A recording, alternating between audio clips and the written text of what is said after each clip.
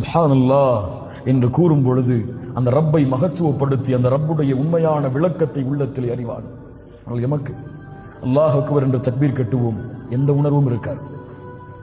சமி அல்லாஹு லிமன் ஹமிதா என்று கூறுவோம், எந்த உணர்வும் இருக்காது. ஏன்? அதனுடைய அர்த்தம் கூட எனக்கு தெரியாது. சொல்லுங்கள் பார்ப்போம். சமி அல்லாஹு லிமன் ஹமிதா, இந்த வார்த்தைக்குரிய அர்த்தம் எனக்கு தெரியும். கையை உயர்த்துங்கள். சோதனைக்காகத்தான் நான் கூறுகிறேன் கண்ணியத்துக்குரியவர்களை, யாரையும் குறைபடுத்துவதற்காக அல்ல, எம்மை நாமே முன்னேற்ற வேண்டும் என்ற காரணத்திற்காக கூறுகிறேன். சமி அல்லாஹு லிமன் ஹமிதா அர்த்தம் எத்தனை பேருக்கு தெரியும்?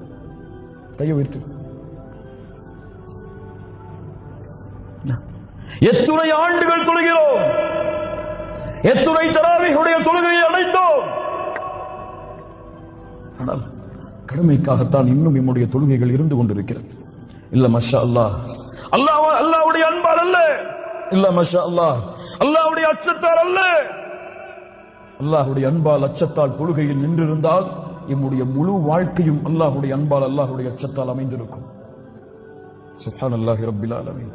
மிக முக்கியமாக நாம் செய்கின்ற தௌபாவெல்லாம், பாவ மன்னிப்பெல்லாம் வெளிப்படையான குற்றங்களுக்குத்தான் எம்மிலே பலர் பாவ மன்னிப்பை மேற்கொள்கிறார்கள்.